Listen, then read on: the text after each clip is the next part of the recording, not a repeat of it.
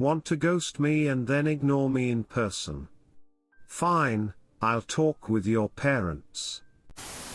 In 2001, 2002, I've dated a guy I'd known forever, went to the same church. We were both in our early 20s at the time. I thought things were going really well, but obviously he didn't think so because all of a sudden he ghosted me. We were supposed to go bowling and he cancelled on me, but then wouldn't return phone calls. His mom even tried to find out from him what was wrong, but he wouldn't tell her. At the time, I volunteered one weekend a month at a fraternal organization like the Elks, but another one for a brunch. I waitressed and was in charge of making coffee. I had volunteered there since I was a teen, so most of the regulars knew me. The guy's parents, uncle, and aunt would often come there and sit in my section, so I would chat with them. After my ex-BF ghosted me, his mom made a last-ditch attempt to get him to talk to me or at least apologize. I know that was her plan, because she and my mom were good friends and stayed good friends even after my ex and I were no longer dating. Anyway, his mom and dad told him they were going to take him out to brunch after church. At this point, we were no longer going to the same church, because I had moved. They brought him to brunch, and even though they weren't seated in my section, I could see how uncomfortable he was just being there when he saw I was there. At that point, I decided to make things just a little or a lot more difficult for him. It was time for me to have a break and eat, and they had just been served. I caught his mom's eye and she gave a very small nod. Now, at that brunch there were long tables, though multiple groups sat and ate together. If there were empty seats, all you had to do was ask if you could sit there. So when his mom nodded, I knew we were on the same page. I grabbed my food and asked my ex's parents if I could sit across from them, which happened to be the seat right next to my ex. His mom said, "Yes, of course," so I sat there and started talking with them. My ex actually turned away from me and faced the person on the other side of him just so he wouldn't have to look at me. I stayed there, talking with his parents and had a great convo with them. His parents were trying not to giggle at how uncomfortable their son was. I'm sure that he didn't live that one down for a while, if ever. Redditor's reactions, story 2 after. Redditor 1, what a man-child. Redditor 2, frankly, I find it vaguely creepy and stalkerish for you to involve his mother and various other family members in your relationship or lack thereof. And based on the numerous downvotes I see other comments along this line have garnered, I fully expect this one to be as well. Doesn't change the fact that involving his family was a giant ICK. Redditor 3, I don't know what to make of this other than you should definitely turn this into a stand-up comedy joke. It would bust the entire place into laughter. Story 2, cheat on me and I'll report you to cops. So this story is about my ex. We were dating in 2018-19 for almost 1 year. And I had a bit busy year due to me being in my final year of med school, and I couldn't give him much time. After 6 months he started acting super strange, got extremely aggressive and being very weird. I tried talking to him multiple times but the only reason he gave was, because I wasn't giving him time. 6 months went this way, more or less fighting and making up. After almost a year I found out through Instagram that he was cheating on me. I contacted the other girl and she confirmed that they were dating for 6 months and she was shocked that he was cheating on her as well. When she confronted him, he said absolutely vile things about me, that I was forcing him to be with me and stalking him. I was a BTCH and SAT etc, so send I her all our recent chats and pictures, and the 1 anniversary gifts that he sent me. He got dumped pretty fast by both of us. Later he kept calling and texting me blaming me for spoiling his relation and causing his stress pain. Then he said something that was honestly the most painful thing. Me being a doctor, his mother always consulted me usually for a second opinion. He introduced me as a friend and always used to say he wasn't ready to tell her that I'm his girlfriend, but he had introduced that new girl with whom he cheated on me as his girlfriend. Which pissed me to next level. I made a petty revenge plan. He worked in his family business, which was led by his mother. So firstly I called his mother and told her everything, and I also mentioned that he was a big pothead and probably smoked 5-6 joints per day. She gave him hell and fired him then and there. So he called me and started giving me hell, so I told him if he kept calling me more, I'll call the cops and inform them he is illegally growing marijuana. It was just a threat for him to leave me alone. But by some coincidence the next day cops actually showed up to his place for some other legal work and to meet his mother. He was higher than a kite and was panicking so hard that he just went to a cop and confessed him smoking W-ed and growing one W-ed plant. Everyone was shocked. I'm from the place where all marijuana is still illegal. Due to his family having connection, he was only slapped with a bit of fines and no report was filed. But his mother kicked him out from their family home. His mother called me later to apologize and mention all this to me. She was genuinely so pissed off with him. We are still in contact and she is the nicest lady. Redditor's reactions, story 3 after. Redditor 1, so he lost his women, job, and house one after the other. Redditor follow-up, and his mom's pissed and disappointed at him. And she's still friends with his ex. Redditor 2, all this could have been avoided if he just grew some balls and dumped one girl before moving on to the next. Cheaters never win. Redditor 3, hilarious accidental revenge. Op answer, I was legit laughing so hard when his mother mentioned the cops thing. Story 3, I allowed my ex and her current boyfriend to catch each other cheating.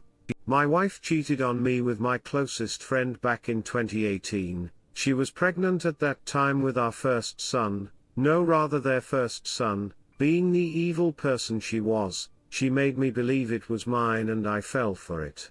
So what did I do for revenge?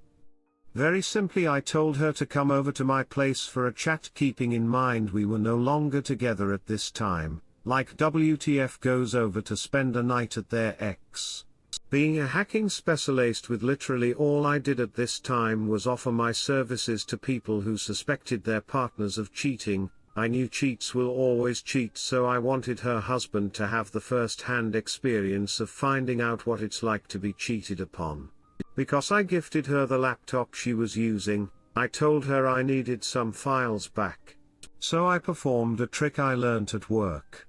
I remotely set up a back-end malware that transferred all her current chats and future chats to her new boyfriend's email, which I personally knew. What this means in layman's terms is, her chats will be synced to her boyfriend email as she chats. To make this much more intriguing, I sent a spyware-laced link to her BF, which also activates the automated sync of his emails to her own email. I basically allowed them to read each other's text. I then sent her on her way. It was very petty. I know. But it had to be done. I heard they broke up 3 weeks later due to cheating issues. I was not surprised. Edit, I always tried not to use my cyber abilities to snoop in on her during our time together. I did what I had to do to expose her for who she truly was. Which I could only describe as unremorseful in the pain she truly caused. Thanks for all the upvotes. Redditor's reactions, story 4 after. Redditor 1, I don't believe you. Redditor 2, autocorrect. Or bone apple tea. In lame terms. Or layman's terms? Could be lame in this case. Redditor follow-up, There are a bunch of typos that lead me to believe this is not the hacker lord we believed him to be. I've been bamboozled. Redditor 3, I remotely set up a back-end server that transferred all her current chats and future chats to her new boyfriend's email. Bullshit, bingo alert. Her chats will be synced to her boyfriend email as she chats. Even more bullshit. Especially as you call it a trick, plus that you said your work does this. Story 4, 8 years in the making but finally worth it. So this starts years ago when I was 19 and my ex, let's call John, was 22. I was the big-eyed head over heels falling for him. The kind of young and infatuated that you would put up with anything. So John and I dated for 5 years, and in that time he cheated on me, dropped out of college, quit working for the last 3 years of it. Which I didn't mind because he still paid bills thanks to his trust fund, even bought a new car in cash while not working. Our relationship rift started when I wanted to go to grad school. I told him that I might have to work less and need help with the bills, which he shut down immediately. This was kind of my last straw in the relationship. He could essentially hold my worth as useless in the relationship, by cheating on me, but can't support me even slightly. So one day I told him how I felt. He told me the cheating was because he wasn't sure of his sexuality and believes he might be bisexual. So what was I supposed to do now? 4 years into a relationship, we agree we can try an open relationship. Obviously this is where the falls apart. He gets upset that I was hanging out with another guy, which I thought was hypocritical. A few months pass and John declares that he is gay. I'm not upset or hurt. I continue to try to be a friend and supporting because I know his family is very homophobic. Because we dated for so long, much of our bills were together, so once I could get out of everything financially, we officially break up. I think Velp, that's that. Wrong. John started the slander train, telling people I cheated on him, trying to turn my childhood friends against me. He was very still much in the closest. Little did he know many of his accounts were still logged into my phone and computer, including his iCloud. So I went through a deep dive, screen-sitting everything I know that is taboo to his family, him getting railed, him with a DCK in his mouth, you get the idea. Found more evidence of him cheating throughout the years. I didn't do anything with the photos until 3 years later. Apparently a mutual friend said he was still in the closet talking about me to his family. So I started a group chat on FB Messenger with everyone we both knew and uploaded the screenshots and photos. Immediately removed myself from it and let chaos ensue. This has nothing to do with his sexuality but him being an asshole to me. I know life is difficult and hard for the LGBT community.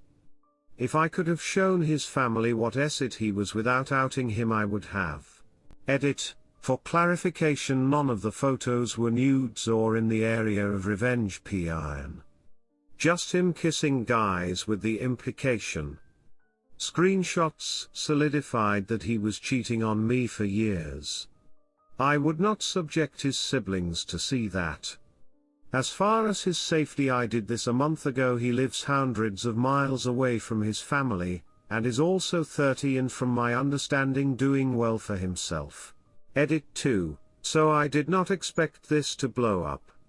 So to clarify, and answer some questions. Why was not having support for grad school the last straw and not cheating?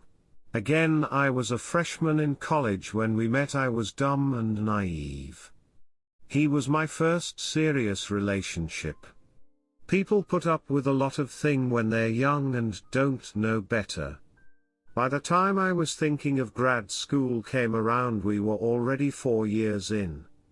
It was literally the only thing I asked of him. This is so much more I sacrificed in my own career growth for our relationship. He also took me ducking ring shopping multiple times, once with his grandmother. And anyone older knows that from 1821 is a weird time of figuring out things. Did I share nudes of my ex? No, none of them were actual nudes. They were only messages and photos of him fully clothed kissing, implying a sexual relationship, aka PDA. I only attached photos that were from the time we dated. I did not care what he did afterwards. Again, I took screenshots at the end of the breakup. Mostly from that thing you do when you're upset. I never intended on outing him. It wasn't until I moved back to my hometown 3 years later that I found out what he was saying about me. Do I regret it? We grew up in the deep south, think all the Southern Belle stereotypes. Everyone knows everyone. My hometown has a population of 6,000, the county is 35,000. Him saying I was a cheater for hanging out with a guy is literally public slander from where I'm from. So no. Is his life in danger? Not at all. This is a grown 6'3" man in his 30s. His family might disown him, but no one is killing him. He lives states away, living his best life from what I've seen on social. I literally checked just for you guys to make sure he's still alive. His trust fund is also from his late father, so no one is touching his money either. So what happened to your friends? I wouldn't really say anyone sided with another. It wasn't an abusive relationship, just a bit emotional and jerking. I hold no malice for anyone wanting to be his friend. Obviously, moving away and getting older, friends grow apart. I never told anyone he was gay or anything about our relationship until I sent that group chat. The group chat was compiled of his immediate family, and a select few mutual family friends. And for everyone saying I was wrong for outing him.